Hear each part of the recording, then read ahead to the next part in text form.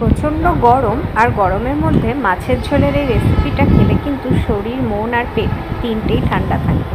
তো মাছের ঝোলের এই রেসিপিটা বানানোর জন্য ফুলকপি, আলু আর বেগুনকে লম্বা লম্বা করে কেটে নিয়েছি। আর মিক্সির মধ্যে একটা মশলার পেস্ট বানানোর জন্য গোটা জিরে, গোটা ধনে, আদা, কাঁচা লঙ্কা, টমেটো বেটে নিয়েছি। আমি আবার মাছের ঝোল একটু আজকে বড়ি দেবো বলে বড়িগুলোকে ভেঙে রেখে দিয়েছি। এবার মাছের ঝোলের জন্য মাছকে তো দিতেই হবে, তাই নুন আর হলুদ মাখিয়ে মাছগুলোকে ভাজবার জন্য তেল গরম করতে দিয়েছি। তেল গরম হলে তার মধ্যে মাছগুলো ভাজতে দিয়ে দিয়েছি। এবার মাছগুলো ভাজতে ভাজতে ওই যে মশলার পেস্ট বানাবো, সেই মশলার পেস্টটা রেডি করে নিয়েছি। আর এই সময় ফোড়নের মশলা আর যে রেগুলার মশলাগুলো লাগবে সেগুলো রেডি করে নিয়েছি। ফোড়নের জন্য ছিল গোটা জিরে, শুকনো লঙ্কা, তেজপাতা, আর ছিল নুন, হলুদ আর কাশ্মীরি রেড চিলি পাউডার। এবার মাছগুলো ভাজা হয়ে গেলে তার মধ্যে ফোড়নটা দিয়ে ফোড়নটা নাড়াচাড়া করে বড়িগুলো ভাজতে দিয়ে দিয়েছিলাম। বড়িগুলো ভাজার পর বেগুন, আলু আর ফুলকপি ভাজা ভাজা করে নিয়েছিলাম। বেগুনটাকে কিন্তু তুলে রেখেছিলাম, নাহলে বেগুন গলে যাবে বলে।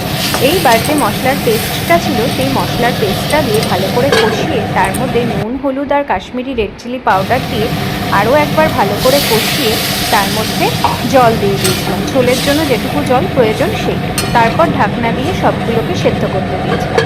ঢাকনা খুলে যখন দেখলাম আলু আর ফুলকপি সেদ্ধ হয়ে গেছে, তখন আগের থেকে ভেজে রাখা বেগুনগুলো দিয়ে আরও একটু ঢাকা দিয়ে তারপর মাছের ঝোলের মধ্যে মাছগুলো দিয়ে দিয়েছিলাম। মাছগুলো দিয়ে নাড়াচাড়া করে বেশ খানিকক্ষণ ঢাকা দিয়ে রেখে দিয়েছিলাম।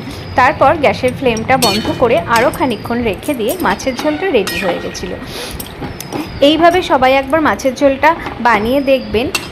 আর এই মাছের ঝোলটা দেখে আমার বরের তো খুব ভালো লেগেছিল। ও একটা মাধুরীর গান গাইছিল এবং বলছিল মাধুরীর এই সিনেমাটা নাকি হিট করেনি, কয়লা সিনেমা, কিন্তু আমার মাছের ঝোলটা কিন্তু হিট করে গেছিলো।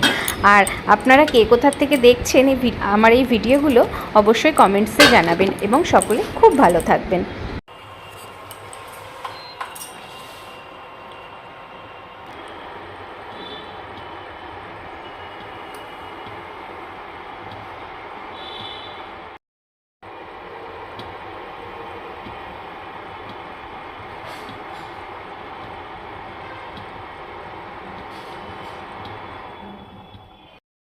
ওই ও করেছিল মাধুরী।